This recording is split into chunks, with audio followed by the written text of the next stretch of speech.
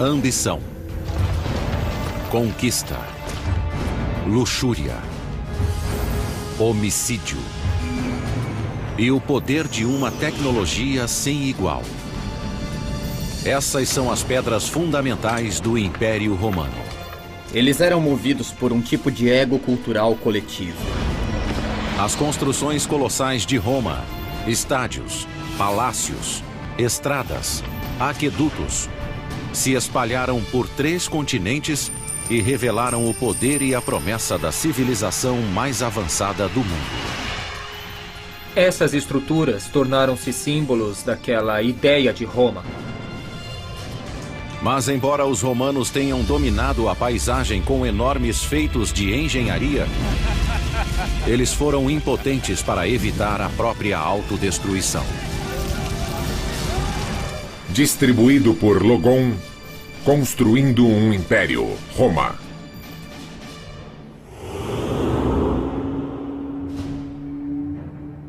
15 de março do ano 44 a.C. O homem mais poderoso do mundo está morto no chão do Senado romano. Como general, ele quase dobrou o tamanho do Império Romano. Como político, planejou uma impressionante ascensão ao poder. Mas agora esse guerreiro foi morto em Roma e por romanos. Seu nome era Caio Júlio César. A ascensão de César ao poder foi atribuída à sua vontade de ter o melhor posto no Estado romano. Ele parecia querer muito poder para si mesmo, e ele não dividia esse poder com ninguém, e isso levou diretamente ao seu assassinato.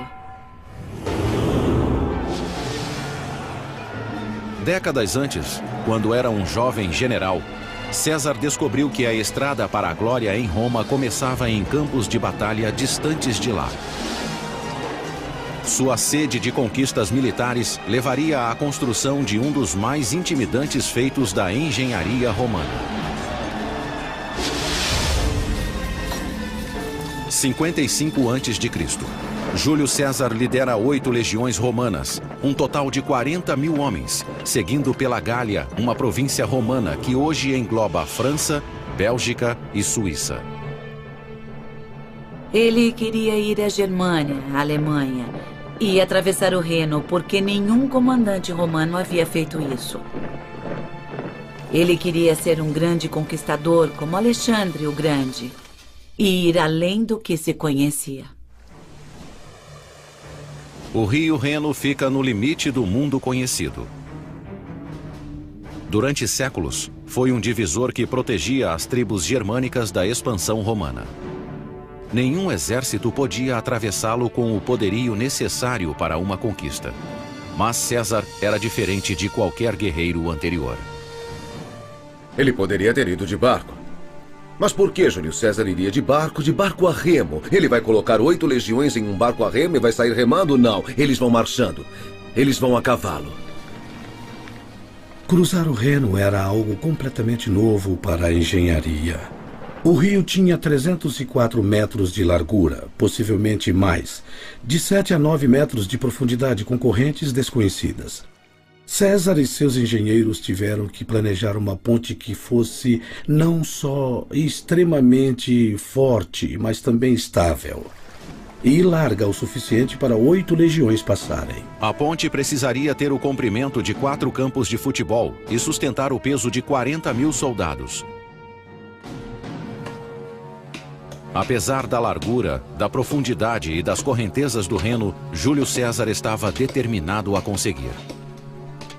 Cruzar um rio daquele tamanho com uma ponte é um ato que merece uma grande plateia. Mas é claro que esta plateia estaria do outro lado do rio, temendo pelo sucesso da operação. Com a velocidade e eficiência de uma máquina bem lubrificada, os soldados de César transformaram a madeira local em uma ponte em expansão. A cada hora, um milagre da engenharia chega mais perto da margem norte do Reno. É como se uma nave espacial pousasse na Terra e tivesse metade do tamanho de Manhattan com algum tipo de dispositivo magnético que levasse prédios pelos ares. Isso seria realmente assustador, algo muito difícil de acreditar. A fundação da ponte era feita com uma série de toras de madeira inseridas no leito do rio.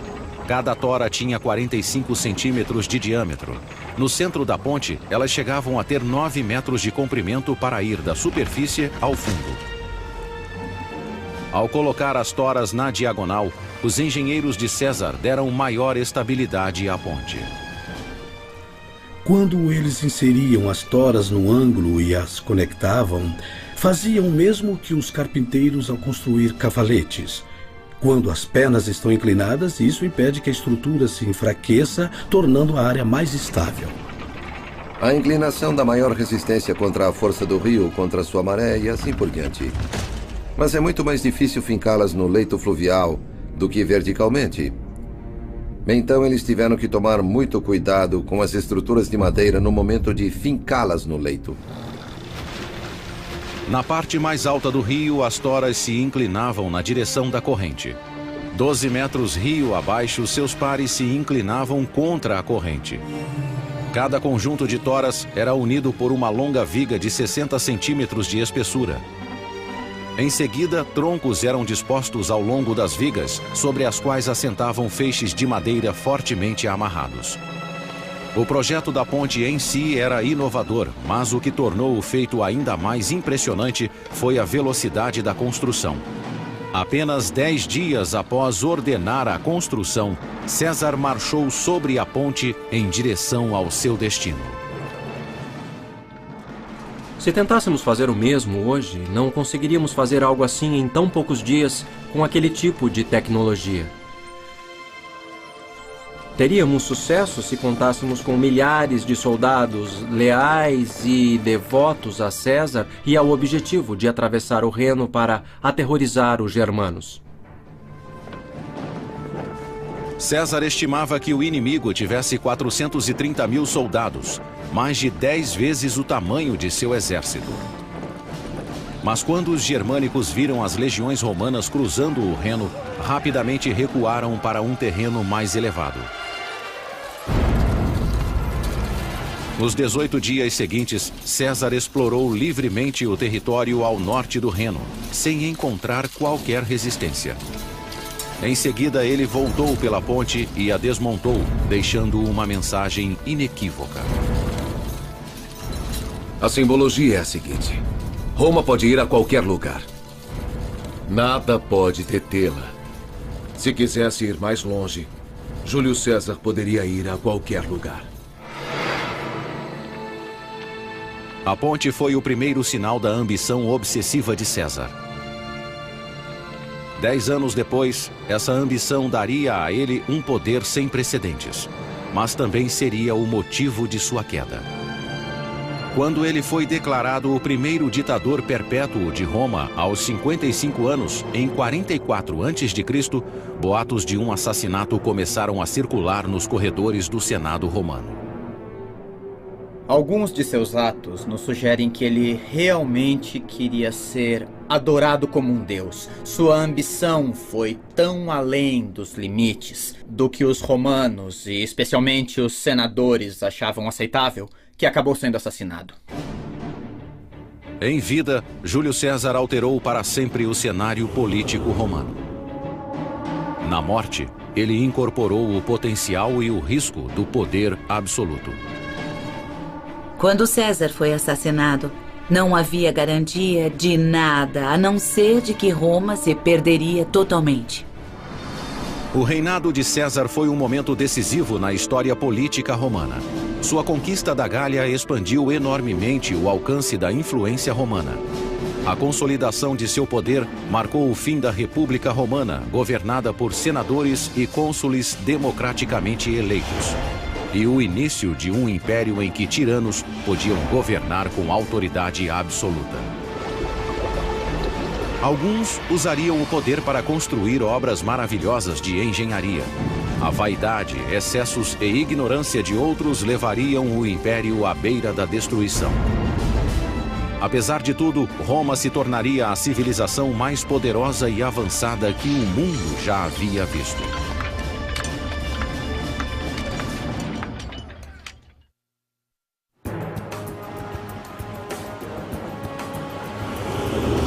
Hoje, Roma é uma cidade do século XXI, onde o antigo e o moderno convivem.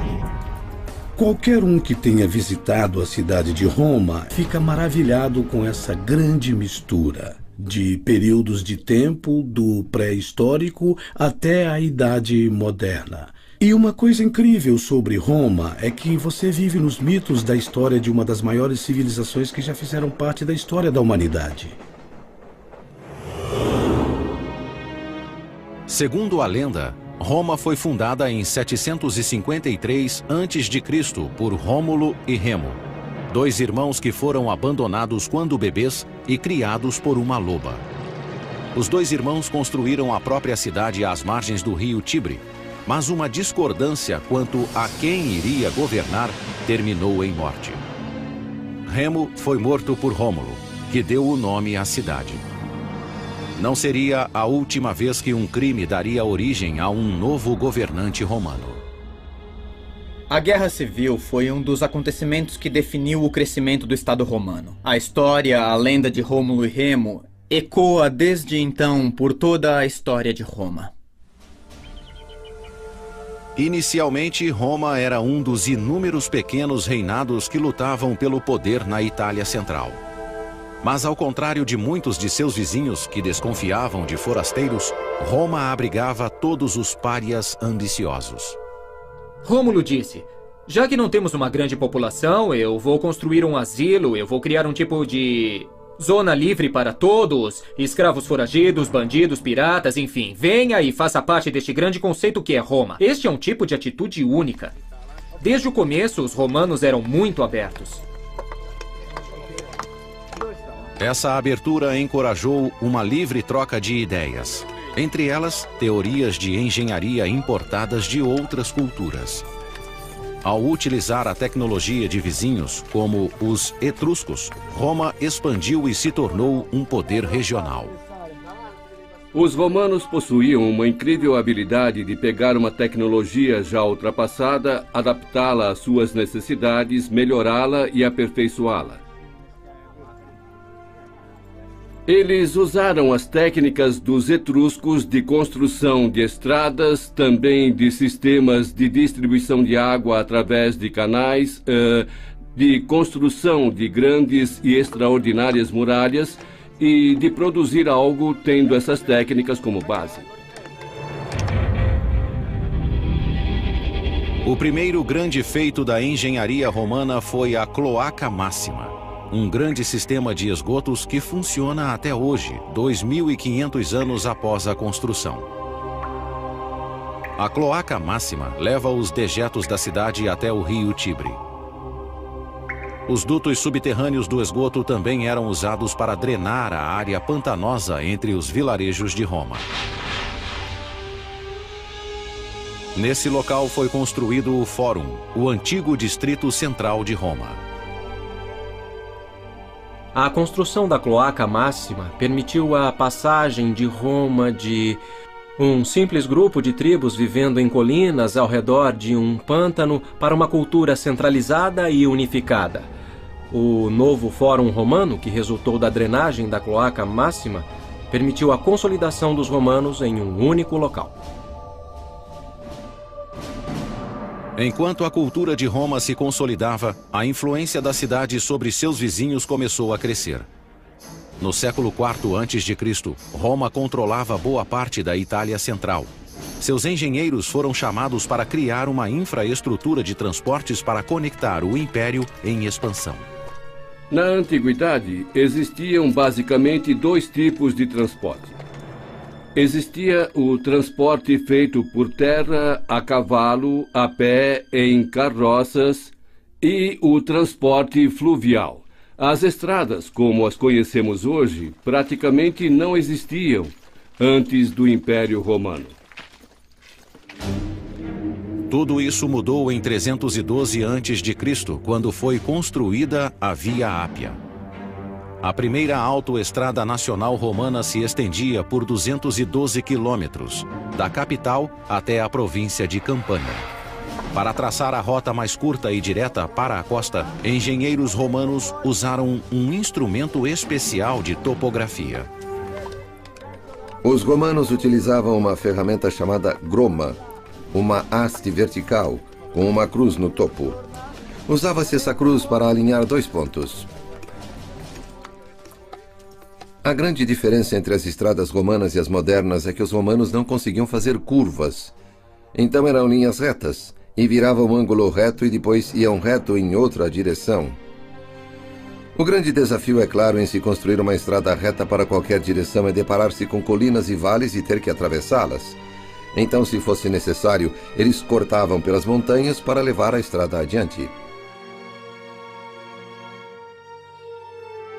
Depois que o traçado ideal era aceito, uma trincheira larga era aberta e preenchida com areia e pedras, para fortalecer a fundação. Em seguida, uma camada de cascalho compactada com argila ou argamassa. Por cima, pedras de pavimentação arredondadas permitiam a drenagem da água. As estradas eram muito assustadoras. Você olhava e dizia, quanto tempo demorava para trazer algumas legiões? 10.000 homens por essa estrada até o meu quintal, é melhor pensar duas vezes antes de se meter com os romanos. Quando Júlio César foi assassinado em 44 a.C., Roma controlava a maior parte da Europa Ocidental e o norte da África. Tendo derrotado Cartago um século antes, Roma era a única superpotência do mundo mediterrâneo. O sucessor de César foi seu sobrinho neto, Otávio, que foi rebatizado de Augusto e coroado como o primeiro imperador de Roma. No governo de Augusto, a rede de estradas romanas foi expandida até os cantos mais distantes do império. E com a estrada pavimentada, era hora de construir novos destinos.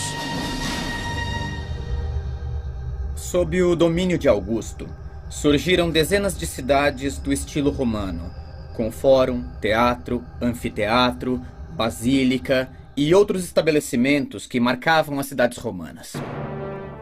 Para os nativos das províncias recém-conquistadas, as novas cidades validavam o estilo de vida romano. As pessoas iam para essas novas cidades, esses centros urbanos que simbolizavam a civilização, com um novo padrão de vida, bons empregos. O dinheiro estava ali, como nos dias de hoje as pessoas vão para onde o dinheiro está. E, em consequência, os habitantes destas novas cidades realmente acataram as ideias romanas. A própria cidade de Roma foi a melhor propaganda que os romanos tinham, e essas cidades sobreviveram até os dias de hoje. Londres, Bonn e Paris são o resultado da expansão de Roma, de sua cultura por meio das cidades. Os engenheiros romanos tinham uma arma secreta para construir estruturas maiores, mais fortes e em menos tempo. Concreto à prova d'água misturado com uma areia vulcânica chamada pozzolana. Os primeiros concretos eram mistura de cal e água, que, apesar de serem coesos, não eram fortes, e as partículas tinham a tendência a se separar facilmente. Mas o concreto romano, a pozzolana, reagia com o cal, dando um concreto como o moderno, muito mais forte. Eles logo perceberam que, usando essa substância, eles poderiam construir literalmente embaixo d'água, uma invenção extraordinária que permitiu que eles criassem grandes piers dentro da água, revolucionando o transporte. Se as pontes pudessem ser construídas, haveria pontes permanentes em vez de pontes de madeira. Durante o governo de Augusto, esse concreto solidificou o controle de Roma sobre a Europa Ocidental, permitindo que os construtores romanos dominassem a paisagem com enormes monolitos artificiais. Um deles iria revolucionar a vida cotidiana em Roma durante vários séculos.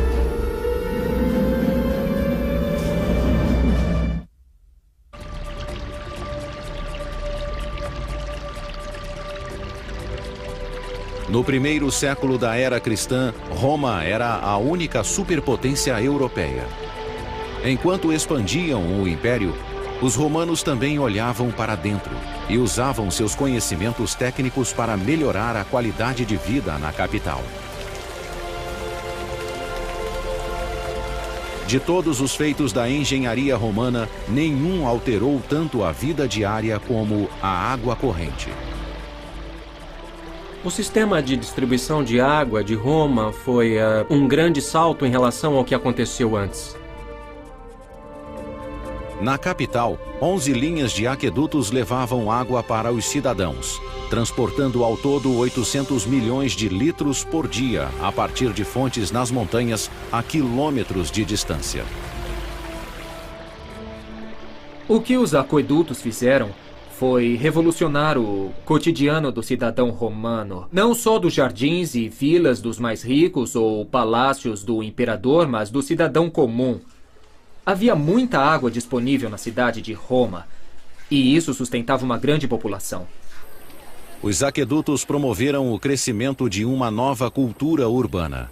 Com o fornecimento constante de água, quase 1 milhão de pessoas viviam com limpeza e conforto na capital. A água dos aquedutos retirava os dejetos humanos e mantinha a cidade limpa. Por isso os romanos se consideravam superiores, eram mais limpos do que os outros.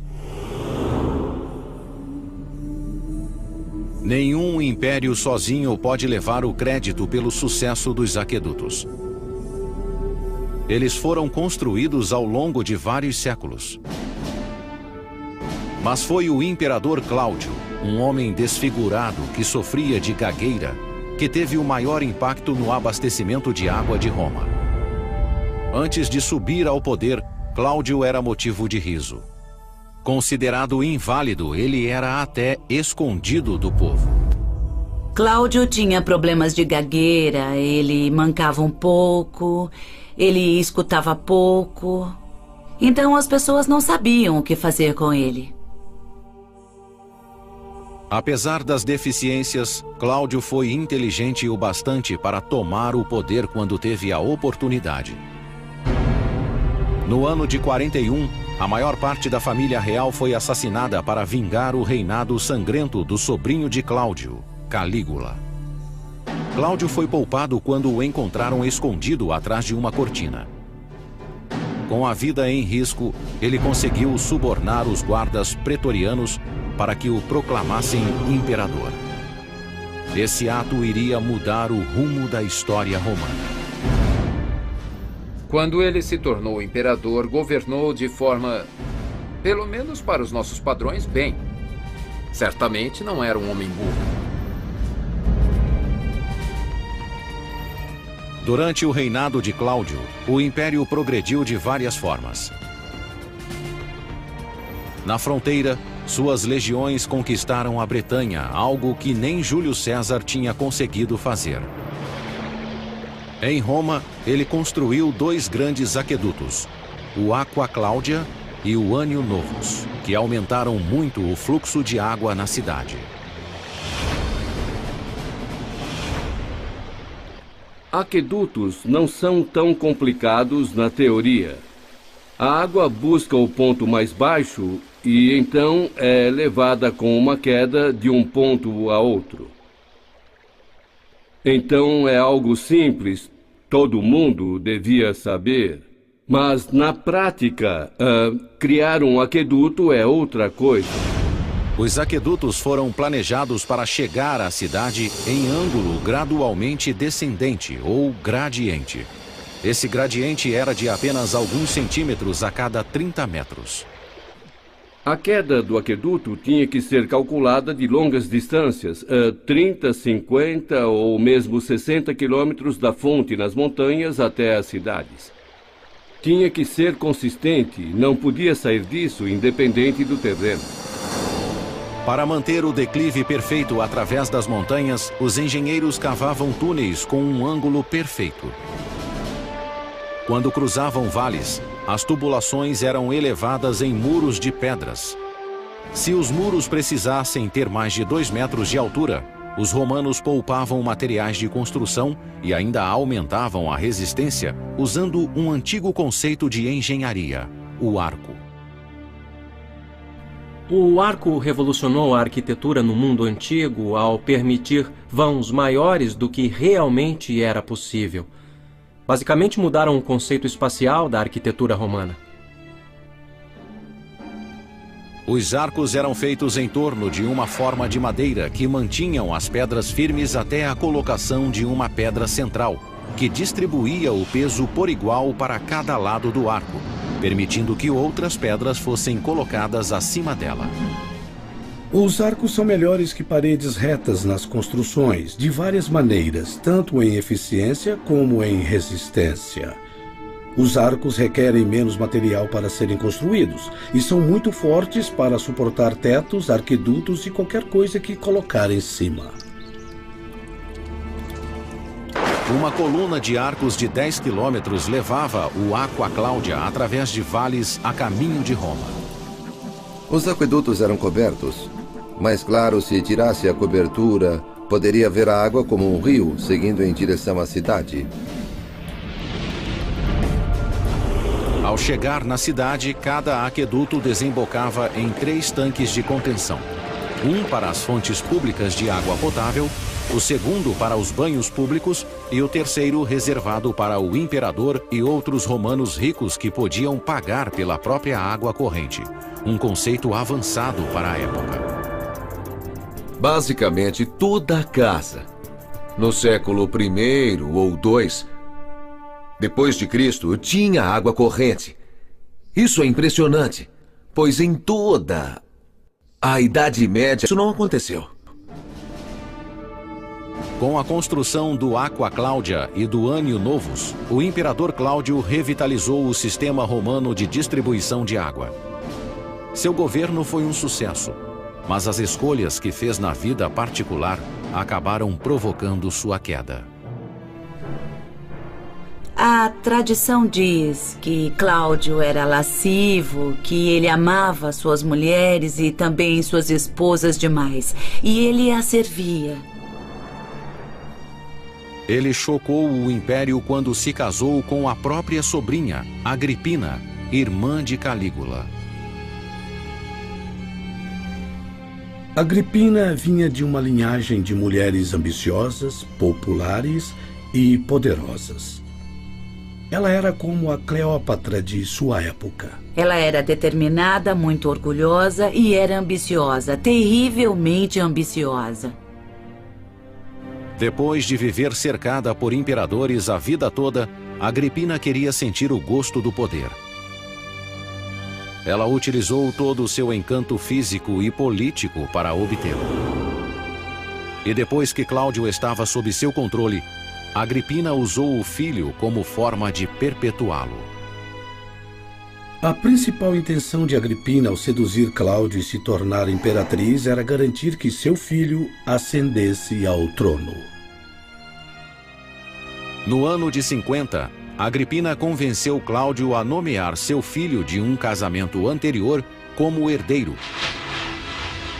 em detrimento do próprio filho biológico do imperador. 4 anos depois, o imperador estava morto, envenenado por um cogumelo e pela ambição da esposa.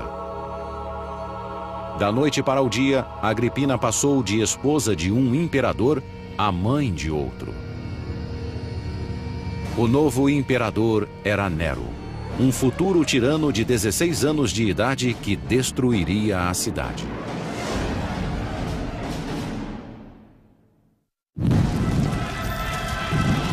O ano é 64. Um pequeno incêndio se torna um inferno de uma semana que reduz grandes áreas de Roma a cinzas, deixando milhares de desabrigados. O incêndio de 64 foi um dos mais devastadores de Roma. E dizem que das 14 regiões de Roma, pelo menos 10 delas foram afetadas. Algumas foram completamente destruídas. Deve ter sido grande o número de indivíduos mortos no tumulto, ou que foram mortos pela fumaça ou pelo próprio fogo. O maior suspeito de ter provocado o incêndio foi o próprio imperador. Nero foi supostamente visto tocando sua lira no topo de uma torre próxima enquanto o fogo ardia.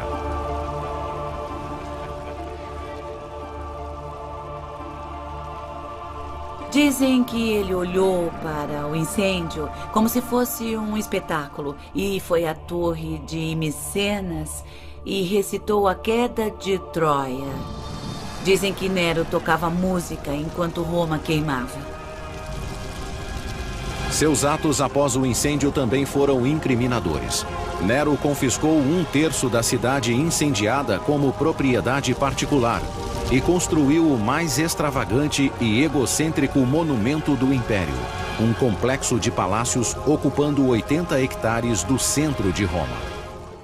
Começaram a surgir boatos de que ele ateou fogo na cidade de propósito para limpar uma parte da cidade onde ele queria construir seu palácio.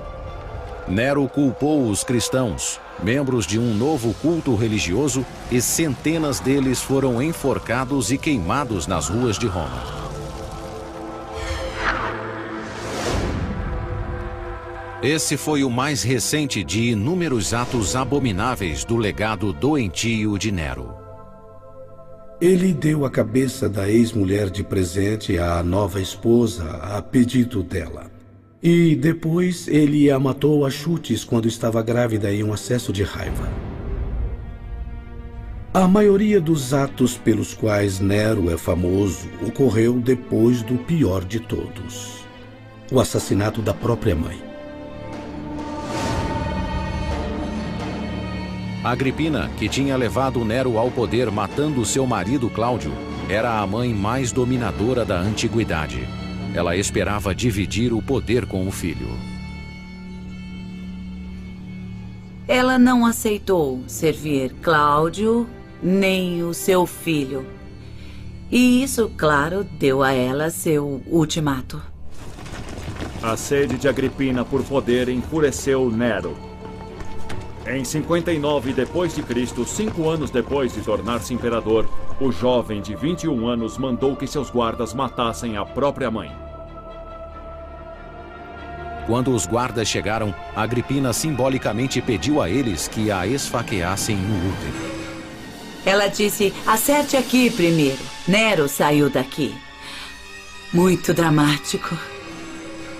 Nero foi assombrado pela visão do fantasma da mãe pelo resto da vida. Foi assim que ele acabou totalmente louco. Nero, com o tempo, foi se tornando cada vez mais solitário. E, ao mesmo tempo, ele foi se tornando talvez mais paranoico e muito mais cruel. Foi em meio a esses delírios que Nero começou a construir o mais caro Palácio do Prazer do Império em terreno público e com dinheiro público.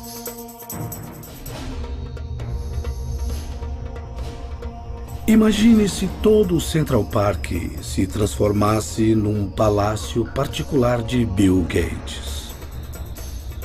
E isso foi no coração da cidade, onde os ricos, os influentes e proprietários da cidade já tinham suas próprias casas.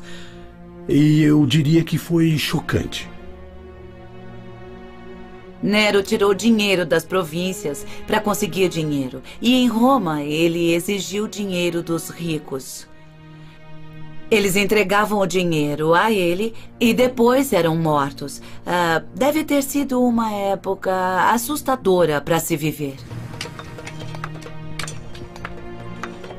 A Casa Dourada de Nero foi construída com a dor e o suor do trabalho forçado. Na Roma antiga, a escravidão era uma prática comum e aceitável. 1 em cada 3 pessoas que moravam na cidade era escrava. As conquistas de Roma seriam impensáveis sem os escravos. O trabalho escravo fazia parte do que gerava os lucros necessários para manter e para expandir o império. Não há dúvida de que o trabalho escravo foi muito significativo para a construção desses projetos grandiosos que definiram a essência da Roma imperial. O novo palácio de Nero refletia a percepção divina que tinha de si mesmo. foi projetado para evocar uma mansão litorânea no coração da cidade. Vinhedos, jardins e pastos para animais selvagens cobriram o que antes havia sido o centro de Roma.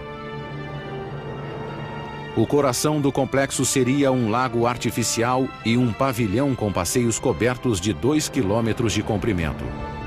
Uma grande ala desse pavilhão, com 150 cômodos, existe até hoje, enterrada sob a Roma moderna. Seu interior cavernoso demonstra o domínio romano de outra inovação: o teto em abóbada.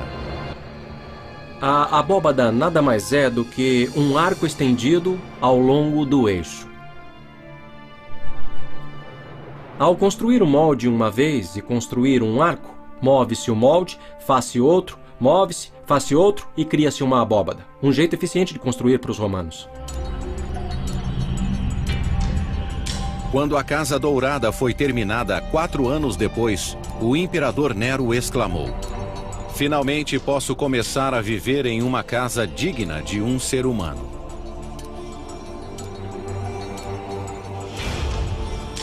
O que resta hoje é uma casca úmida do palácio decadente que ele habitou. Essas câmaras de tijolo e concreto já foram decoradas em ouro e cobertas de coloridos afrescos e pedras preciosas inestimáveis. Havia pedras preciosas e semi-preciosas encravadas no teto. Havia lápis lazuli, cristais de rocha, cristais rosa, que estavam lá só para captar a luz. E construindo a Casa Dourada, Nero mostrou não ser um bom imperador. Generoso com os recursos pessoais, e acho que isso ajudou a levar à sua queda, seu comportamento era tão diferente, em termos do que os senadores e a população de Roma esperavam de seu imperador, que ele acabou tendo de pagar o preço. No ano de 68, poucos meses após mudar-se para a Casa Dourada, Nero foi derrubado por uma revolta da oposição. Declarado inimigo público pelo Senado, foi caçado como um fugitivo pelos próprios guardas. Com a aproximação dos perseguidores, Nero cortou a própria garganta com a ajuda de um leal escravo. Suas últimas palavras foram: "Que grande artista morre em mim." Nero morreu como um ator eloquente que sempre quis ser, um ator trágico em um palco de tragédia. Então suas palavras finais completam o quadro de alguém que se via não como um imperador, mas como um astro. Após a morte de Nero, os romanos enterraram qualquer lembrança dele e de seu reinado opressor. No ano de 104, sua Casa Dourada foi recoberta com terra e cascalho. Ela se tornaria a fundação para um complexo de banhos construído ali mesmo pelo imperador Trajano. Durante 1300 anos, ela permaneceu enterrada e esquecida sob a cidade. No século XVI, uma depressão levou exploradores a redescobrirem a antiga construção. Ali dentro, artistas do Renascimento se inspiraram em seus afrescos bizarros. A palavra grotesco que usamos hoje é um termo artístico para descrever criaturas estranhas que viam lá parte humanas, parte feras, parte arquitetura, parte decoração. A Casa Dourada é uma lembrança permanente do terrível reinado de Nero, caracterizado pela loucura, homicídios em massa e vaidade extrema. Ao final desse governo, o Império Romano estava diante de um futuro incerto. Todos os imperadores, de Júlio César a Nero, descendiam de uma única linhagem familiar. Agora, pela primeira vez, o comando do Império estava vago. Ninguém sabia exatamente o que aconteceria depois, a não ser que seria sangrento e que não seria muito bom até que acabasse.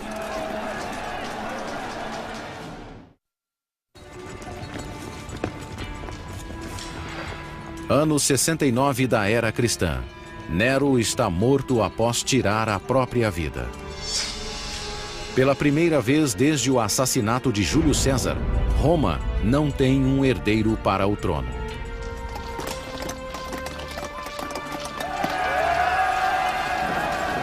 Tem início uma disputa entre os principais generais do Império, que voltam seus exércitos uns contra os outros na luta pelo poder. O grande vitorioso é Vespasiano, um general simples e direto que comandou as legiões romanas na Judéia. Ele não tem sangue real e é bem diferente de seu tirânico predecessor. Vespasiano era o anti-Nero. Ele era o mais diferente de Nero possível. Era oficial de carreira, era um homem prático e experiente, que tinha aversão a gente pretensiosa e tinha orgulho disso. Vespasiano era do tipo que preferia assistir ao futebol ou à ópera.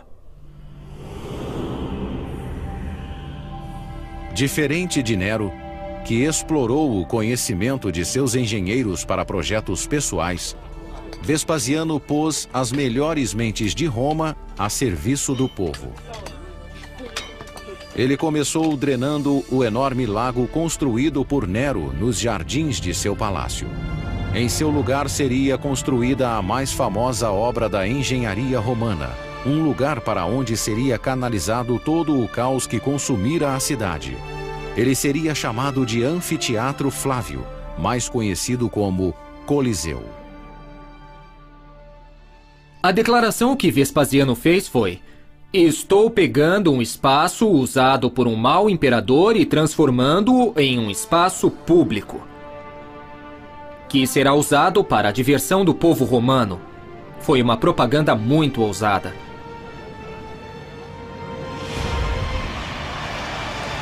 Gladiadores derramavam sangue em nome da diversão há séculos. Mas o povo de Roma ansiava por espetáculos maiores e mais ousados. O Coliseu daria aos gladiadores um campo de matança permanente.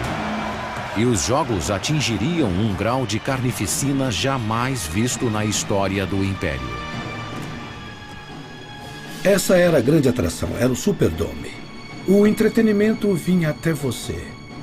De animais de todos os lugares do mundo, a prisioneiros de terras distantes, tudo era levado a esse local ao seu assento favorito, e bem no centro da cidade. A construção do Coliseu teve início no ano de 72 e foi financiada pela venda de relíquias preciosas roubadas de templos judaicos durante o saque de Jerusalém. 12.000 prisioneiros judeus foram trazidos daquela campanha para construir o anfiteatro. Eles trabalharam em condições muito duras, trabalhavam muito e até o final. Eles verteram mais de 6.000 toneladas de concreto e arrastaram enormes blocos de construção até o local de uma pedreira a 30 quilômetros de distância. Conforme a construção ia subindo, eles passavam a usar menos calcário forte e caro e mais material barato, que era mais leve. Os romanos tinham gruas sofisticadas de madeira e aparelhos para levantar pedras, o que faziam com facilidade, do chão até grandes alturas. Em apenas 8 anos, a estrutura imponente atingiu 50 metros de altura, ofuscando todas as edificações ao redor. É a estrutura mais alta da Roma antiga já construída. É o anfiteatro da capital. Então, o que era Roma? Roma era uma cidade maior que qualquer outra, muito mais rica. O Coliseu simbolizava o poder, a engenharia, a riqueza da antiga Roma. Os anfiteatros romanos eram feitos a partir de uma estrutura extremamente simples, incorporando 2 teatros gregos unidos para formar um teatro de 360 graus de circunferência.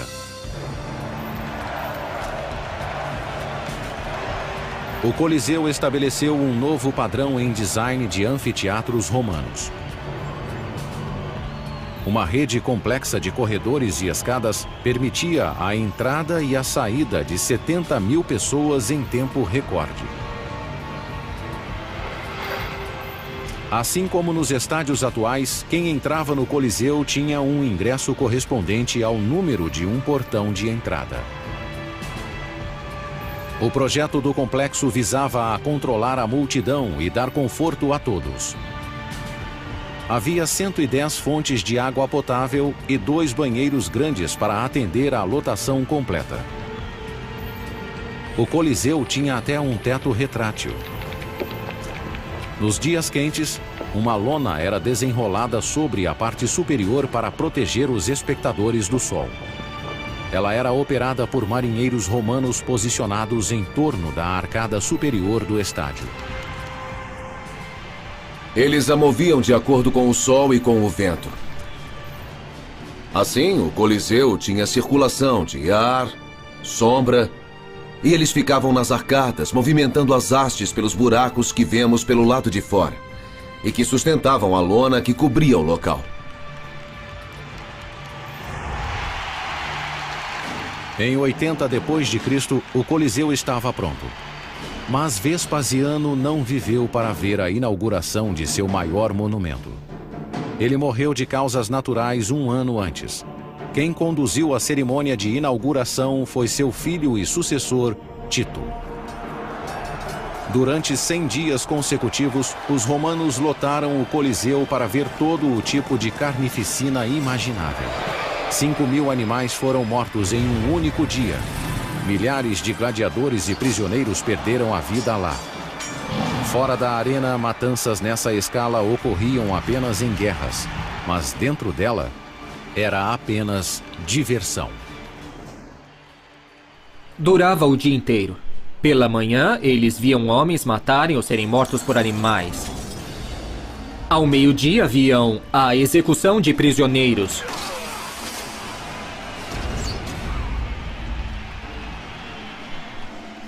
E, finalmente, à noite, o evento principal. Como no horário nobre da TV, vinha o melhor, os gladiadores, homem contra homem. As lutas de gladiadores eram uma grande atração no Coliseu, mas nem sempre eram o evento principal.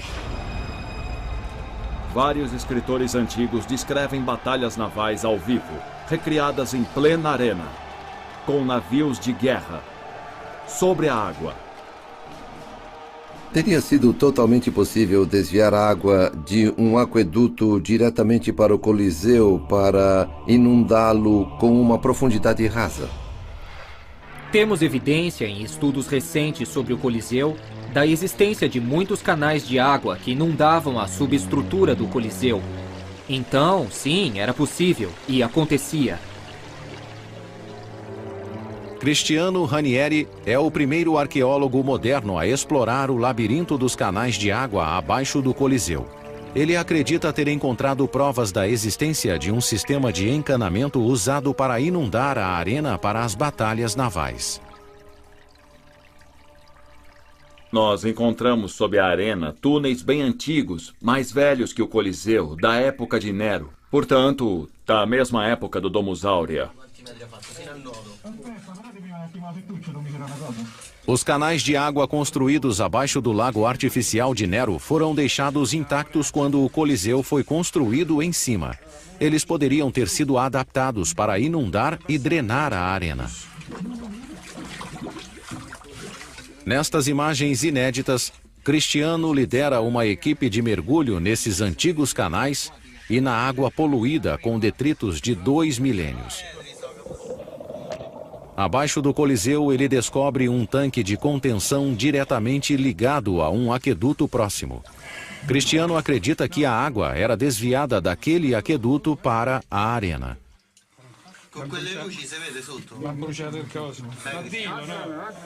Ele também encontra evidências de dutos de drenagem conectados ao sistema de esgotos da cidade que poderiam ter sido usados para levar a água da arena até o rio Tibre. Havia um sistema de drenagem. Os túneis eram usados para inundar a arena, a fim de criar o cenário para as batalhas navais. As batalhas navais no Coliseu foram um impressionante triunfo da engenharia, mas foram uma tendência passageira na arena mais famosa do mundo. Após uma década, as operações de inundação foram abandonadas em favor de uma reforma que iria revolucionar os jogos. Uma nova subestrutura de 2 andares abaixo da arena chamada hipogeu. Nele havia um sistema de elevadores e alçapões por onde tigres e gladiadores armados surgiam repentinamente do solo e matavam vítimas despreparadas. Embora o verdadeiro espetáculo ocorresse na arena, a base, o centro nervoso, o sistema de suporte da arena era embaixo, no hipogeu. Onde havia leões, jaulas para animais selvagens, gladiadores afiando as espadas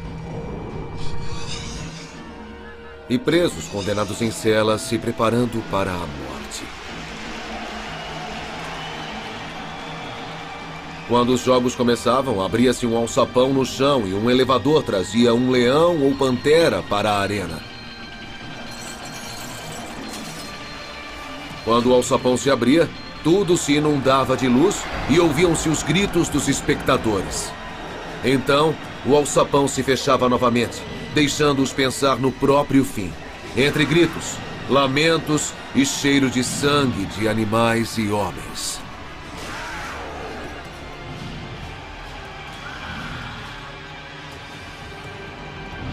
Violentos, sangrentos, exploradores, emocionantes. Os jogos no Coliseu eram o grande espetáculo romano. E todos os presentes admiravam as proezas de engenharia da civilização mais avançada do mundo. Após uma década de estabilidade sob o governo de Vespasiano, a civilização romana chegava ao auge de seu poder. E a próxima geração de governantes usaria esse poder para construir milagres humanos ainda maiores e mais ousados.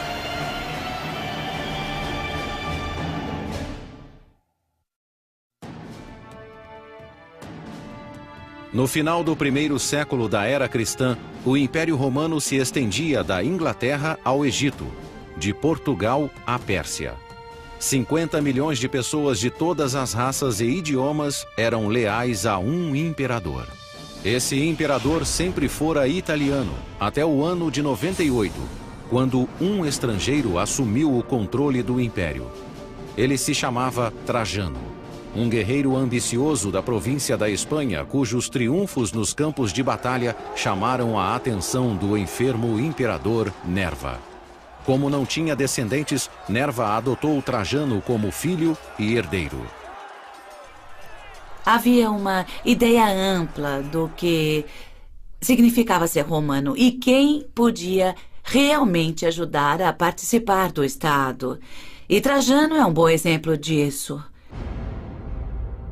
Trajano foi o primeiro de uma série de imperadores de fora da Itália. Trajano herdou o Império Romano quando Nerva morreu. Imediatamente, ele se dispôs a provar lealdade aos cidadãos da capital e sabia que, para fazer isso, precisava apelar ao inflexível senso de supremacia do povo. Os romanos pensavam em grande escala, o tamanho de seu império, o tamanho de suas construções e a ambição de seus principais líderes. Sem dúvida, esse é um dos pontos que podemos definir como necessários a um romano. Eles eram movidos por um tipo de ego cultural coletivo. Trajano deu início a uma grande campanha de construção que começou com a infraestrutura do império. Fez reparos urgentes em estradas, portos e prédios públicos. Ergueu um dos últimos grandes aquedutos e construiu novos banhos públicos sobre as fundações da Casa Dourada de Nero. Todas essas construções exigiam muito dinheiro. E para completar e para executar seus planos, ele precisava de muito mais. E em termos romanos, isso significava conquistar. Em seu terceiro ano como imperador, Trajano lançou uma ofensiva militar para arrecadar dinheiro para a construção de novos monumentos magníficos. Decidiu conquistar a Dácia, uma região que engloba as atuais Romênia e Hungria, que se defendera dos romanos por séculos. Os dácios se renderam em 107 d.C., após anos de duros combates. O imperador conquistador saqueou centenas de toneladas de ouro e prata da nova província.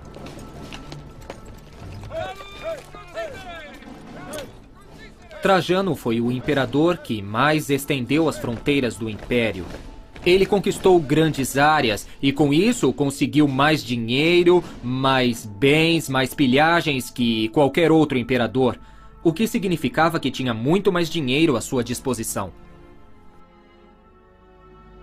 O imperador instalou a nova capital em um grande espaço público que aliviaria o congestionamento no centro da superlotada Roma. Desde o início da República, o antigo Fórum Romano era o centro do governo, do comércio e da cultura.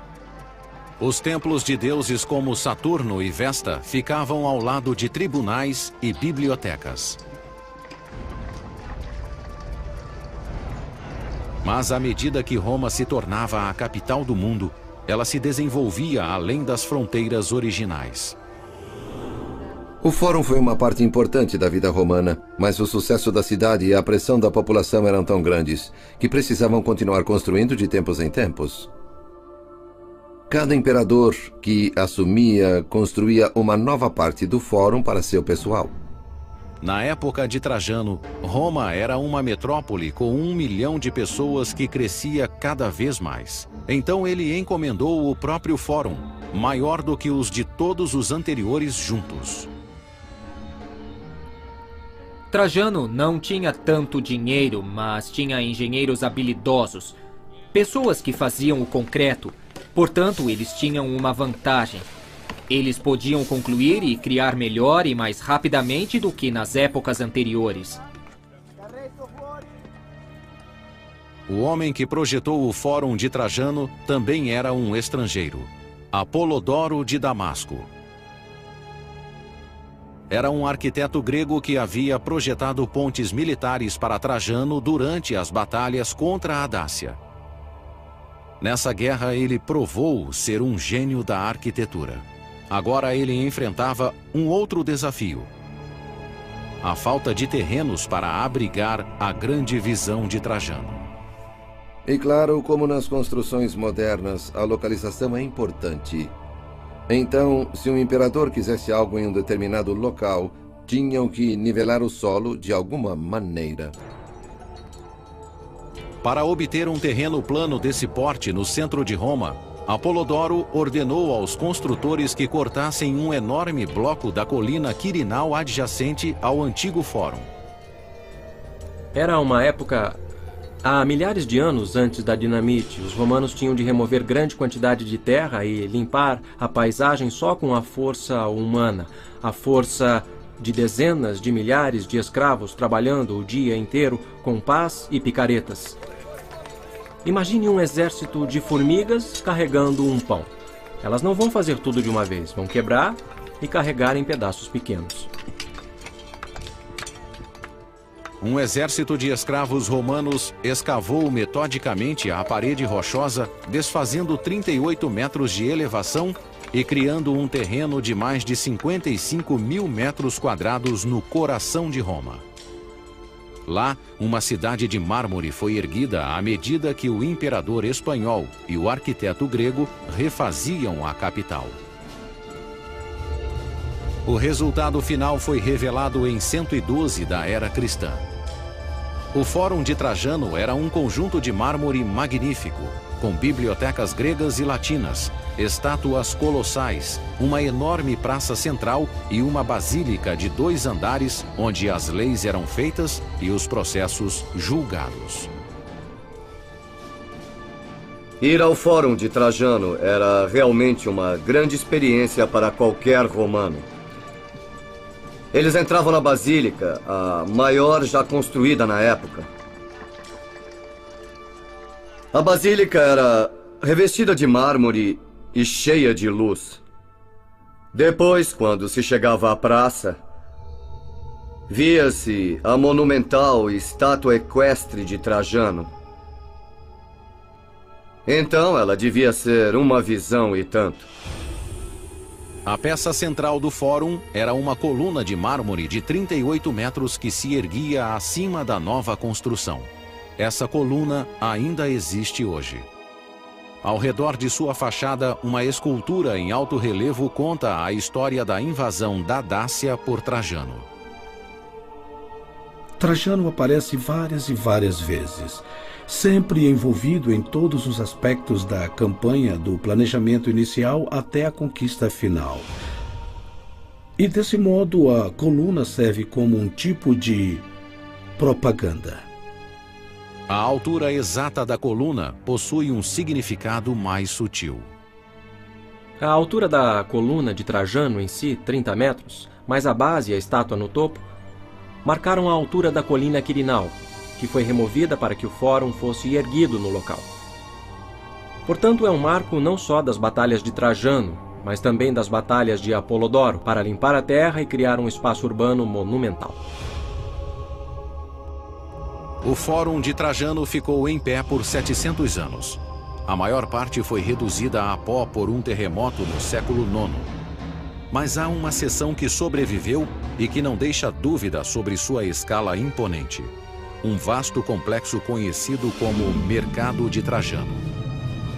Apolodoro escorou o penhasco de 38 metros que ele criara, construindo um mercado romano de 6 andares diretamente na encosta da colina. Ele moldou os primeiros 3 andares em uma estrutura semicircular, com corredores longos e curvos. O mercado funcionava para reforçar a encosta que havia sido escavada. Não é por acaso que a forma usada contra a encosta seja côncava. Portanto, mais forte, tem a forma de um arco virado nessa direção para suportar a pressão da colina ao lado. Acima do semicírculo havia mais 3 andares com pequenas lojas e grandes corredores com 3 andares de altura. O mercado de Trajano continha mais de 150 lojas que forneciam desde calçados a objetos de arte. Esses mercados deviam vender grandes quantidades de materiais dos 4 cantos do mundo romano, talvez até de mais longe. Enquanto o Fórum de Trajano era um refúgio suntuoso para a elite da cidade, o mercado fora construído como uma rua principal para as massas. O mercado e fórum juntos representavam 2 lados da cultura romana. A opulência do fórum, o átrio cheio de colunas, as decorações douradas, representavam um centro enorme e formal para a cidade. E bem ao lado estava o mercado feito de alvenaria, um lugar comum para a vida dos cidadãos romanos. As proezas de Trajano na engenharia e suas conquistas no exterior fizeram dele um dos imperadores mais populares da história de Roma. No fim do seu reinado, em 117 d.C., o Império chegou ao tamanho máximo, desde o Oriente Médio até o Golfo Pérsico.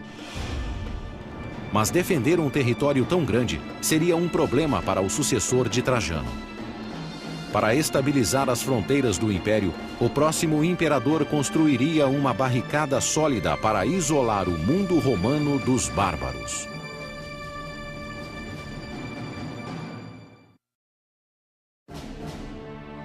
Quando morreu no ano de 117, o imperador Trajano tinha levado o Império Romano ao auge em tamanho e riqueza.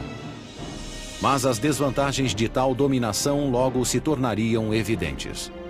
Trajano não tinha filhos biológicos. Então, após sua morte, o controle do império passou para seu filho adotivo, Adriano. Adriano, como Trajano, era um militar habilidoso. Mas Adriano percebeu que o império não conseguiria manter suas fronteiras. Quanto mais fronteiras fossem estendidas, claro, mais dinheiro era necessário para defendê-las. Então ele não procurava conquistar territórios, mas controlar os que já possuía. Uma evidência concreta da política de defesa de Adriano pode ser encontrada atualmente em uma região remota no norte da Inglaterra, a 2.400 quilômetros de Roma. Quando Adriano subiu ao poder em 117, a região norte da Bretanha era uma fronteira selvagem, onde os soldados romanos enfrentavam as ameaças dos invernos congelantes e dos ataques bárbaros. Então, no ano de 122, Adriano visitou as linhas de frente. O imperador rapidamente concluiu que o único modo de domesticar a Bretanha era controlando seus próprios soldados primeiro. Os romanos sempre acreditaram que, havendo soldados servindo ao Estado romano, eles deviam trabalhar. Se não fossem disciplinados, os soldados romanos começariam a desperdiçar o tempo, a jogar e não fariam a coisa certa. Adriano colocou suas legiões para trabalhar na fortificação mais ambiciosa já concebida por um romano. A construção de um muro de defesa de 117 quilômetros que atravessaria o país. Hoje, a ação do tempo reduziu a muralha de Adriano às suas fundações. Mas a muralha tinha 4,5 metros de altura, com parapeitos que acrescentavam quase 2 metros. Um poço de 3 metros foi cavado na base, obrigando eventuais invasores a uma escalada de 9 metros de altura antes de enfrentar as legiões romanas do outro lado. E se os invasores conseguissem ultrapassar a muralha e passar pelos guardas romanos, ainda teriam de superar mais um obstáculo: a vala, um poço de 36 metros de largura que corria por trás do muro, de costa a costa. A muralha de Adriano funcionava mais como uma barreira psicológica do que física. A monstruosidade de sua fachada interminável servia como uma lembrança do indiscutível domínio romano. De certo modo, pode-se comparar a muralha de Adriano ao muro de Berlim. Ou seja, uma muralha destinada a manter pessoas para dentro e para fora e a evitar uma mistura que poderia ser incontrolável. O grande divisor de Adriano seria a maior fortificação de pedra do mundo romano.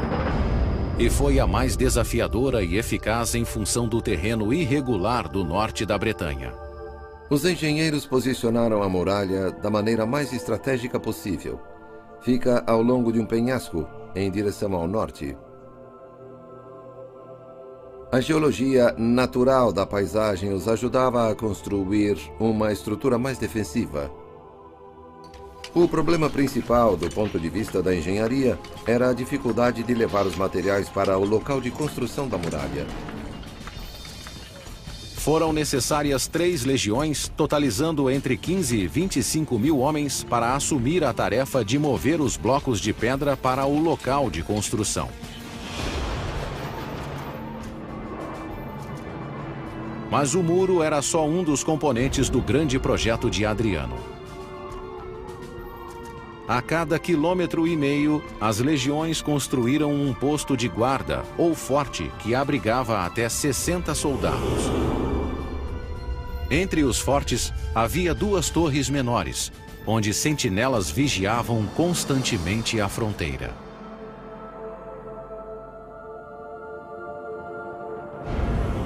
Ao longo da muralha foram construídos 17 superfortes que podiam abrigar 1.000 soldados romanos.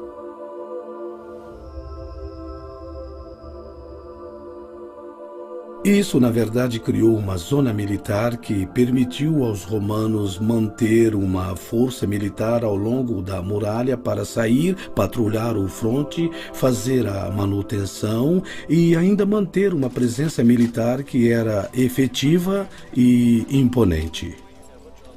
Cada superforte tinha de 1 a 2 hectares e possuía um salão de reunião, um templo, tendas, um hospital e uma casa de banho. Tudo o que fosse necessário para manter um exército. Ao redor dos fortes surgiram cidades para satisfazer a demanda constante do exército por comida e suprimentos. Os soldados romanos queriam sapatos romanos, queriam agulhas romanas, queriam tudo o que pudessem conseguir no mundo romano. Então o comércio os seguia, os bares os seguiam, as mulheres os seguiam e acabaram mudando fundamentalmente as áreas em que se assentavam. Em apenas 5 anos, a vasta barreira através da Bretanha estava completa. O imperador assegurou a fronteira norte de Roma, melhorou a disciplina de seus soldados e criou uma prova evidente do alcance do poder romano. Em 126 da era cristã, Adriano retornou a Roma. Lá, ele ordenou a construção de uma das mais famosas maravilhas da engenharia romana e eliminou seu engenheiro mais renomado.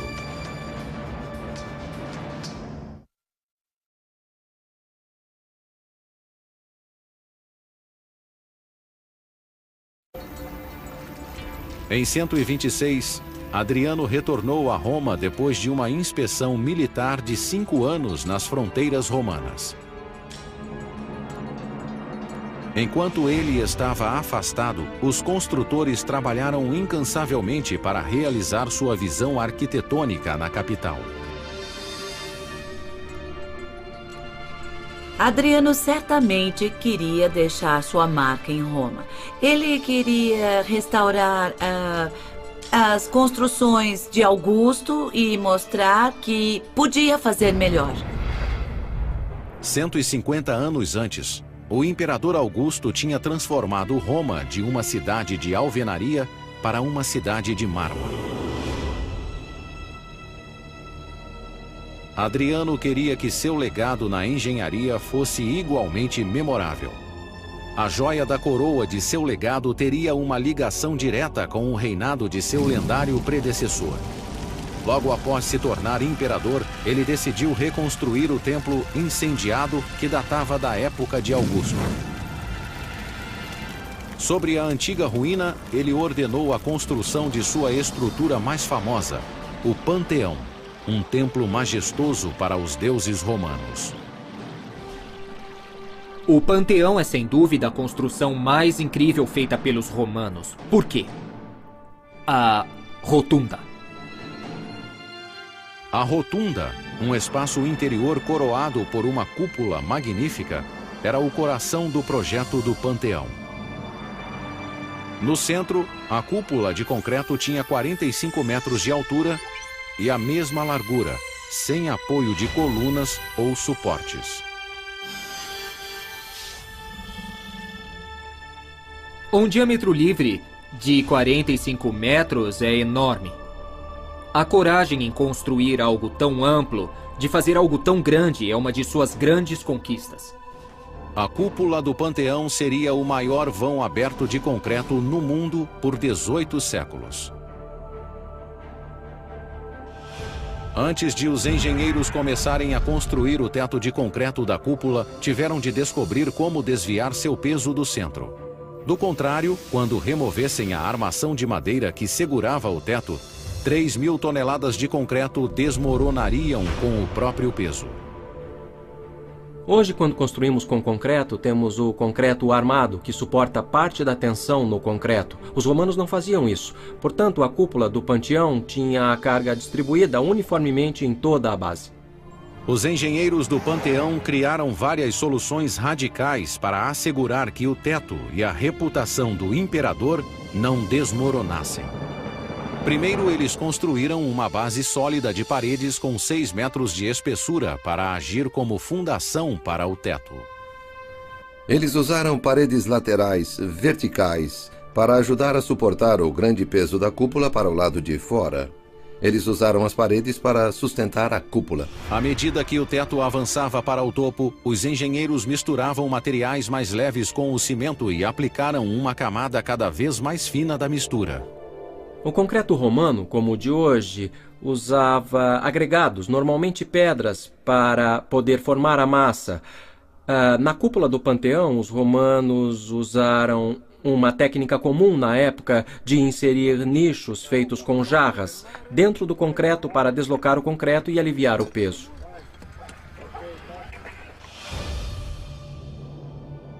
Para deixar o teto ainda mais leve, os construtores moldaram alvéolos no teto que serviam para 2 propósitos engenhosos.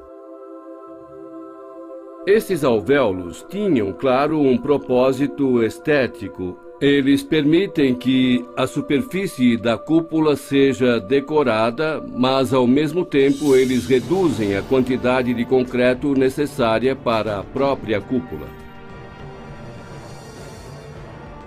Uma alteração final para distribuir o peso da cúpula se tornou a característica mais notável do Panteão: o óculo, uma cavidade de 9 metros no centro do teto. O óculo elimina a tensão do concreto pesado no ponto mais fraco da cúpula e ilumina o interior como o sol ilumina a terra.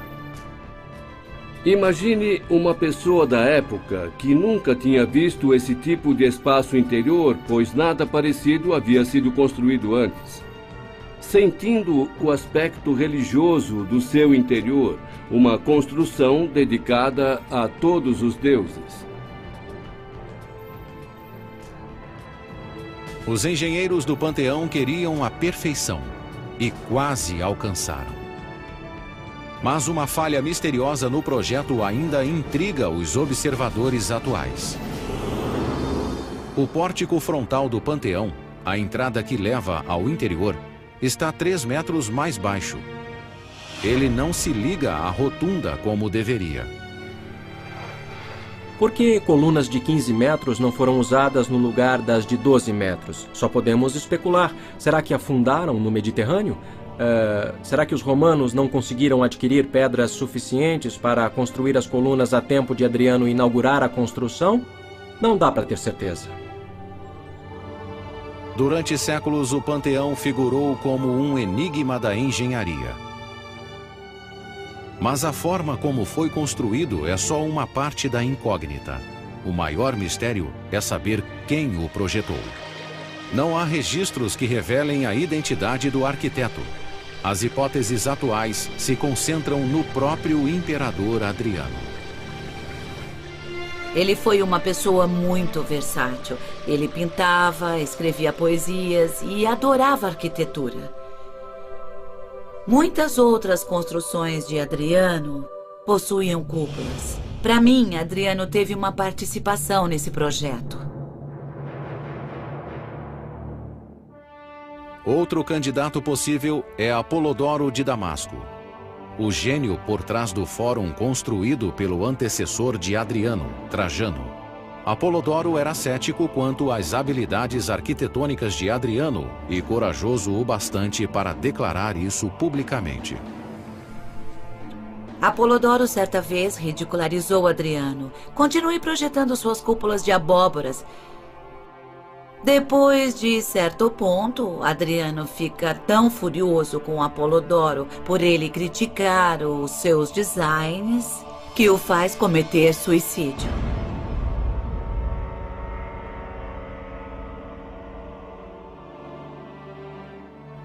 No ano 138, 8 anos após ordenar a morte do maior arquiteto de Roma, Adriano morreu de causas naturais aos 62 anos de idade. As 2 décadas de seu império foram a fase mais produtiva da engenharia na história de Roma. Quando Adriano morreu, portos, templos, pontes e basílicas em todos os cantos de Roma tinham seu nome. Quase um século depois, outro imperador encomendou uma das últimas grandes construções de Roma e provocou a queda e a destruição do império.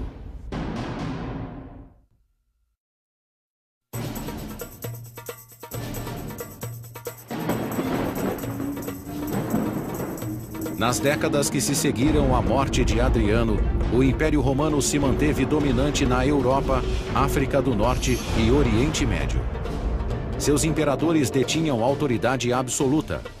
seus exércitos permaneciam invencíveis e seus arquitetos continuavam a impressionar.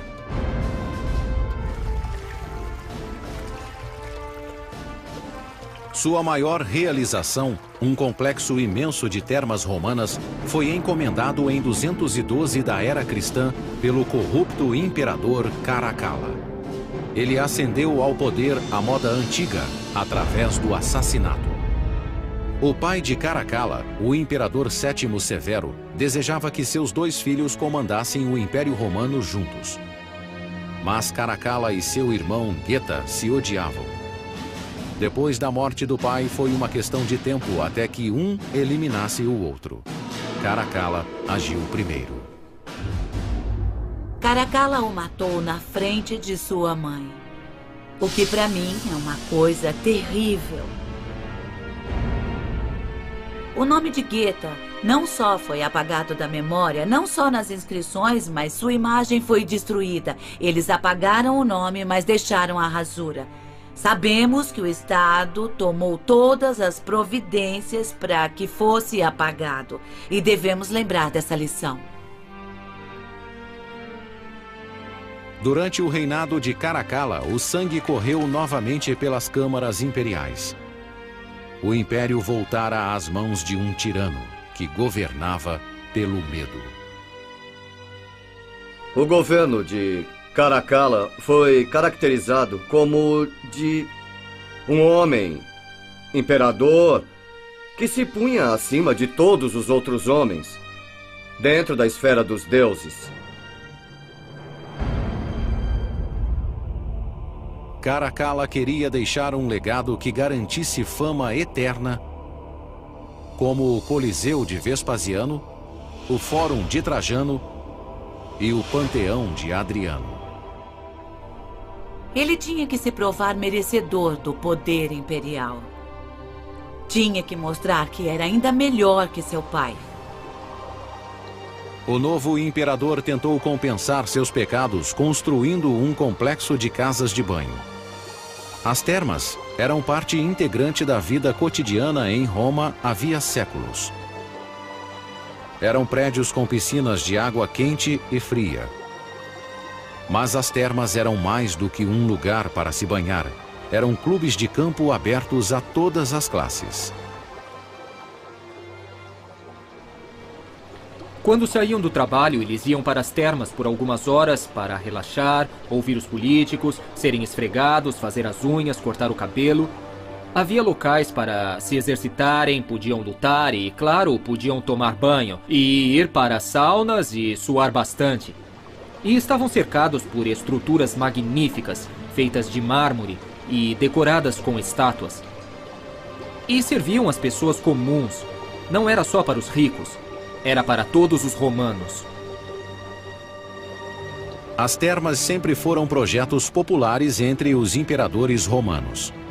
Cada um dos antecessores, como Nero, Tito e Trajano, quis deixar uma terma extravagante com seu nome.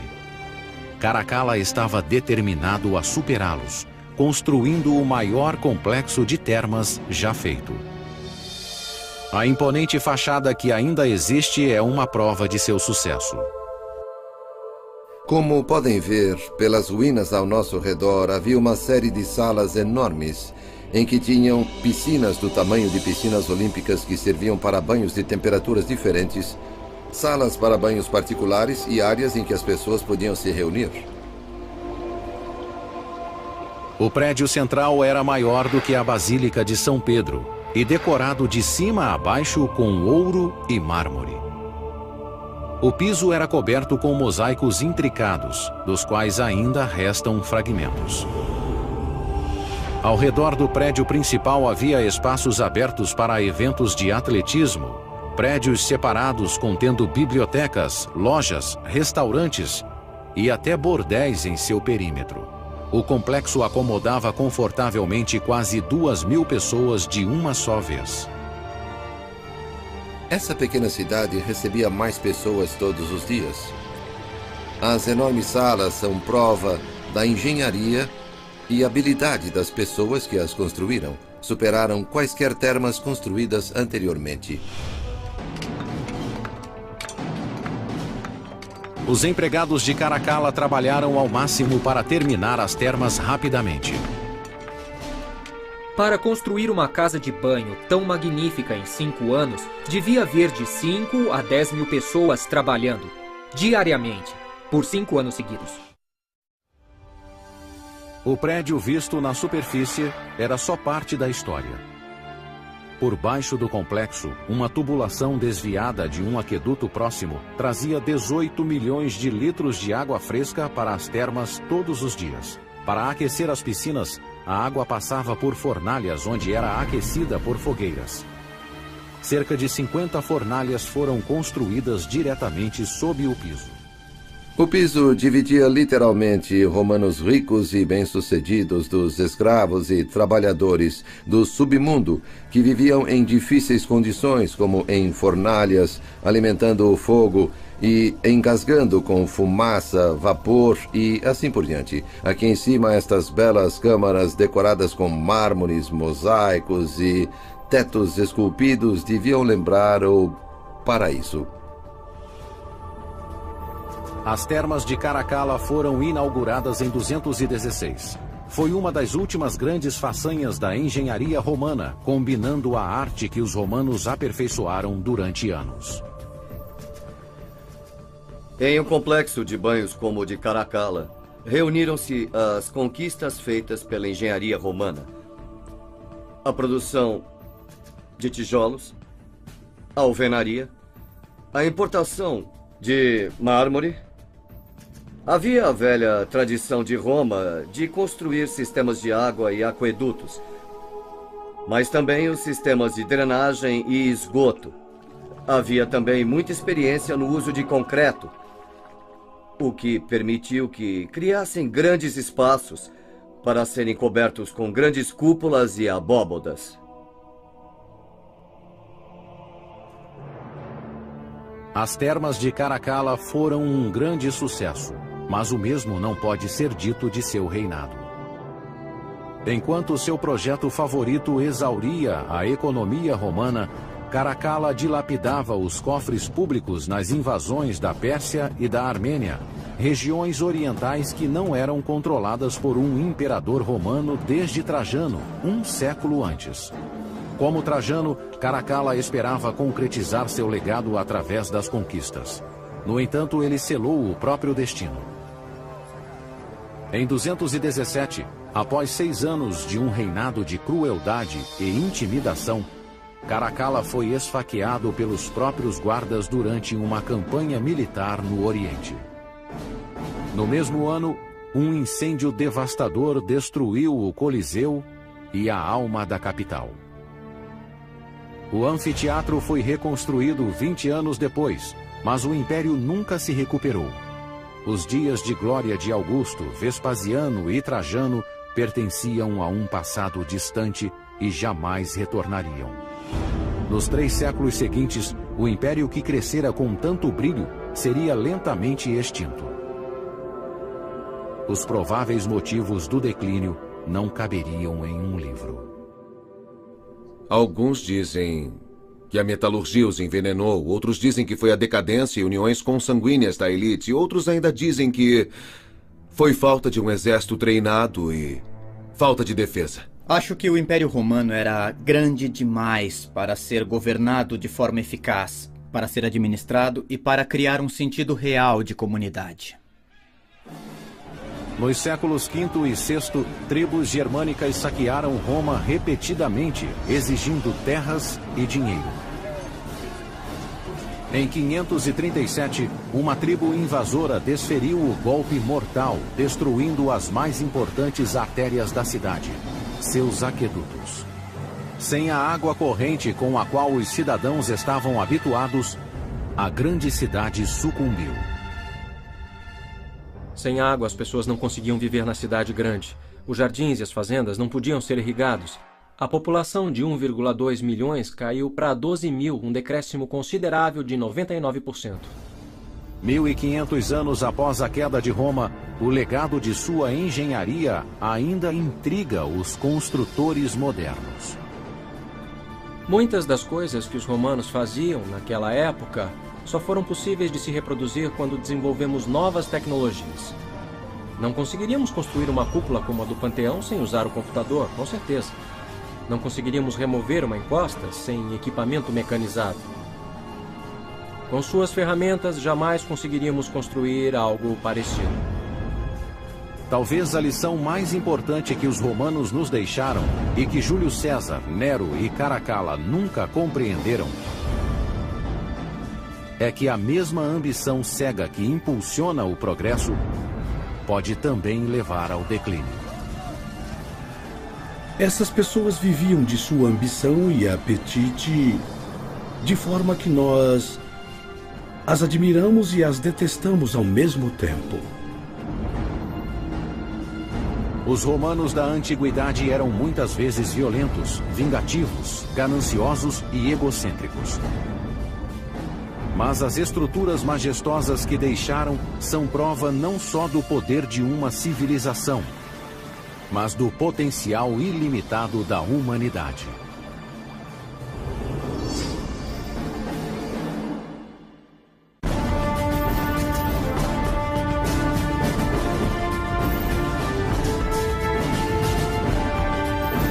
Com as estruturas de madeira no momento de fincá-las no leito. Na parte mais alta do rio, as toras se inclinavam na direção da corrente. 12 metros rio abaixo, seus pares se inclinavam contra a corrente. Cada conjunto de toras era unido por uma longa viga de 60 centímetros de espessura. Em seguida, troncos eram dispostos ao longo das vigas, sobre as quais assentavam feixes de madeira fortemente amarrados. O projeto da ponte em si era inovador, mas o que tornou o feito ainda mais impressionante foi a velocidade da construção. Apenas 10 dias após ordenar a construção, César marchou sobre a ponte em direção ao seu destino. Se tentássemos fazer o mesmo hoje, não conseguiríamos fazer algo assim em tão poucos dias com aquele tipo de tecnologia. Teríamos sucesso se contássemos com milhares de soldados leais e devotos a César e ao objetivo de atravessar o Reno para aterrorizar os germanos.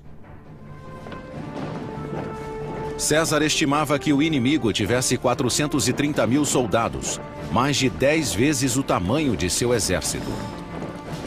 Mas quando os germânicos viram as legiões romanas cruzando o Reno, rapidamente recuaram para um terreno mais elevado. Nos 18 dias seguintes, César explorou livremente o território ao norte do Reno, sem encontrar qualquer resistência. Em seguida, ele voltou pela ponte e a desmontou, deixando uma mensagem inequívoca. A simbologia é a seguinte: Roma pode ir a qualquer lugar. Nada pode detê-la.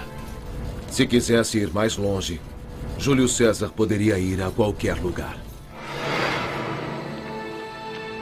A ponte foi o primeiro sinal da ambição obsessiva de César. 10 anos depois, essa ambição daria a ele um poder sem precedentes, mas também seria o motivo de sua queda.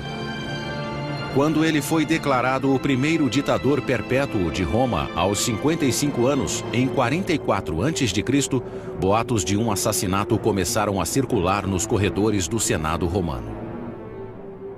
Alguns de seus atos nos sugerem que ele realmente queria ser adorado como um deus. Sua ambição foi tão além dos limites do que os romanos, e especialmente os senadores, achavam aceitável, que acabou sendo assassinado. Em vida, Júlio César alterou para sempre o cenário político romano. Na morte, ele incorporou o potencial e o risco do poder absoluto. Quando César foi assassinado, não havia ambição, conquista, luxúria, homicídio e o poder de uma tecnologia sem igual. Essas são as pedras fundamentais do Império Romano. Eles eram movidos por um tipo de ego cultural coletivo. As construções colossais de Roma, estádios, palácios, estradas, aquedutos.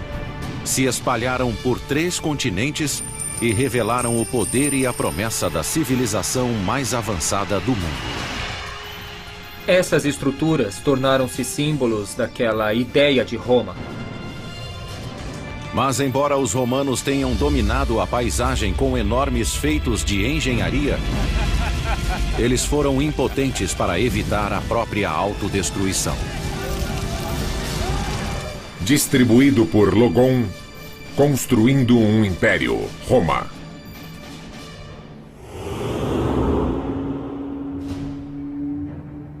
15 de março do ano 44 a.C. O homem mais poderoso do mundo está morto no chão do Senado romano.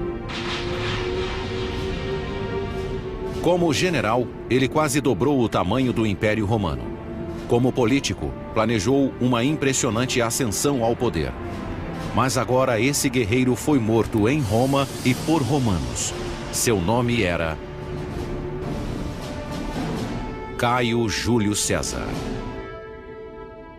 A ascensão de César ao poder foi atribuída à sua vontade de ter o melhor posto no Estado romano. Ele parecia querer muito poder para si mesmo, e ele não dividia esse poder com ninguém, e isso levou diretamente ao seu assassinato.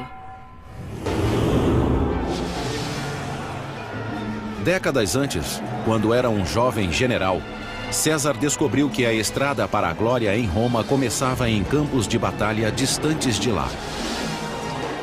Sua sede de conquistas militares levaria à construção de um dos mais intimidantes feitos da engenharia romana. 55 a.C. Júlio César lidera 8 legiões romanas, um total de 40.000 homens, seguindo pela Gália, uma província romana que hoje engloba a França, Bélgica e Suíça. Ele queria ir à Germânia, à Alemanha, e atravessar o Reno, porque nenhum comandante romano havia feito isso. Ele queria ser um grande conquistador como Alexandre o Grande, e ir além do que se conhecia. O rio Reno fica no limite do mundo conhecido. Durante séculos, foi um divisor que protegia as tribos germânicas da expansão romana. Nenhum exército podia atravessá-lo com o poderio necessário para uma conquista. Mas César era diferente de qualquer guerreiro anterior. Ele poderia ter ido de barco. Mas por que Júlio César iria de barco a remo? Ele vai colocar 8 legiões em um barco a remo e vai sair remando? Não, eles vão marchando. Eles vão a cavalo. Cruzar o Reno era algo completamente novo para a engenharia. O rio tinha 304 metros de largura, possivelmente mais, de 7 a 9 metros de profundidade com correntes desconhecidas. César e seus engenheiros tiveram que planejar uma ponte que fosse não só extremamente forte, mas também estável. E larga o suficiente para 8 legiões passarem. A ponte precisaria ter o comprimento de 4 campos de futebol e sustentar o peso de 40.000 soldados.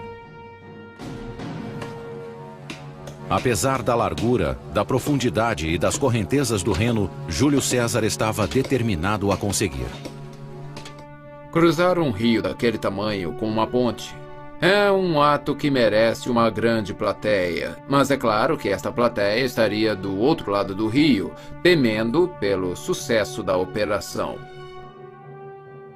Com a velocidade e eficiência de uma máquina bem lubrificada, os soldados de César transformaram a madeira local em uma ponte em expansão. A cada hora, um milagre da engenharia chega mais perto da margem norte do Reno. É como se uma nave espacial pousasse na Terra e tivesse metade do tamanho de Manhattan com algum tipo de dispositivo magnético que levasse prédios pelos ares. Isso seria realmente assustador, algo muito difícil de acreditar.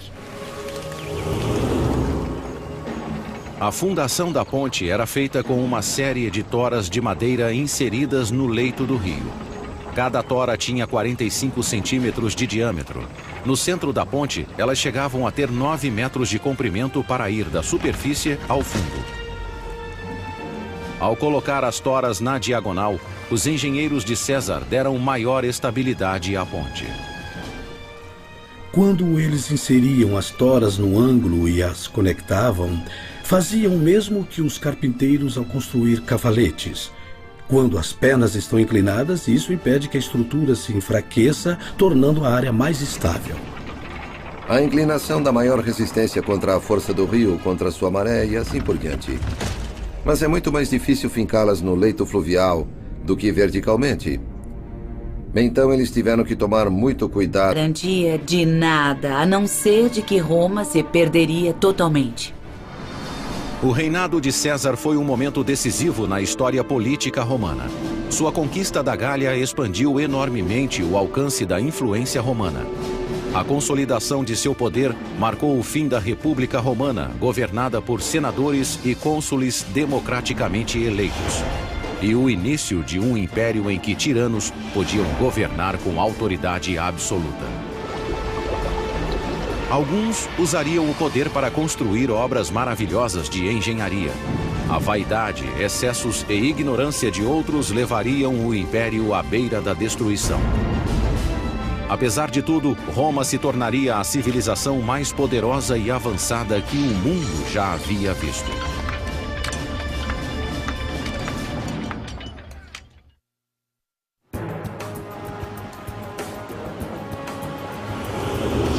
Hoje, Roma é uma cidade do século XXI, onde o antigo e o moderno convivem.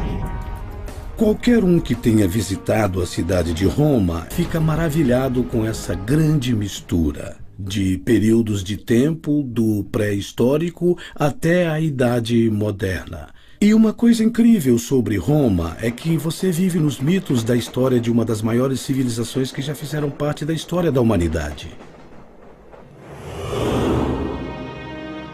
Segundo a lenda, Roma foi fundada em 753 a.C. por Rômulo e Remo, dois irmãos que foram abandonados quando bebês e criados por uma loba. Os dois irmãos construíram a própria cidade às margens do rio Tibre, mas uma discordância quanto a quem iria governar terminou em morte. Remo foi morto por Rômulo, que deu o nome à cidade. Não seria a última vez que um crime daria origem a um novo governante romano. A Guerra Civil foi um dos acontecimentos que definiu o crescimento do Estado romano. A história, a lenda de Rômulo e Remo, ecoa desde então por toda a história de Roma. Inicialmente, Roma era um dos inúmeros pequenos reinados que lutavam pelo poder na Itália Central. Mas, ao contrário de muitos de seus vizinhos que desconfiavam de forasteiros, Roma abrigava todos os párias ambiciosos. Rômulo disse: já que não temos uma grande população, eu vou construir um asilo, eu vou criar um tipo de zona livre para todos, escravos foragidos, bandidos, piratas, enfim. Venha e faça parte deste grande conceito que é Roma. Este é um tipo de atitude única. Desde o começo, os romanos eram muito abertos. Essa abertura encorajou uma livre troca de ideias. Entre elas, teorias de engenharia importadas de outras culturas. Ao utilizar a tecnologia de vizinhos, como os etruscos, Roma expandiu e se tornou um poder regional. Os romanos possuíam uma incrível habilidade de pegar uma tecnologia já ultrapassada, adaptá-la às suas necessidades, melhorá-la e aperfeiçoá-la. Eles usaram as técnicas dos etruscos de construção de estradas, também de sistemas de distribuição de água através de canais, de construção de grandes e extraordinárias muralhas e de produzir algo tendo essas técnicas como base. O primeiro grande feito da engenharia romana foi a Cloaca Máxima. Um grande sistema de esgotos que funciona até hoje, 2.500 anos após a construção. A Cloaca Máxima leva os dejetos da cidade até o rio Tibre. Os dutos subterrâneos do esgoto também eram usados para drenar a área pantanosa entre os vilarejos de Roma. Nesse local foi construído o Fórum, o antigo distrito central de Roma. A construção da Cloaca Máxima permitiu a passagem de Roma de um simples grupo de tribos vivendo em colinas ao redor de um pântano para uma cultura centralizada e unificada. O novo Fórum Romano, que resultou da drenagem da Cloaca Máxima, permitiu a consolidação dos romanos em um único local. Enquanto a cultura de Roma se consolidava, a influência da cidade sobre seus vizinhos começou a crescer. No século IV a.C., Roma controlava boa parte da Itália Central. Seus engenheiros foram chamados para criar uma infraestrutura de transportes para conectar o império em expansão. Na antiguidade, existiam basicamente dois tipos de transporte. Existia o transporte feito por terra, a cavalo, a pé, em carroças e o transporte fluvial. As estradas, como as conhecemos hoje, praticamente não existiam antes do Império Romano. Tudo isso mudou em 312 a.C., quando foi construída a Via Ápia. A primeira autoestrada nacional romana se estendia por 212 quilômetros, da capital até a província de Campânia. Para traçar a rota mais curta e direta para a costa, engenheiros romanos usaram um instrumento especial de topografia. Os romanos utilizavam uma ferramenta chamada groma, uma haste vertical com uma cruz no topo. Usava-se essa cruz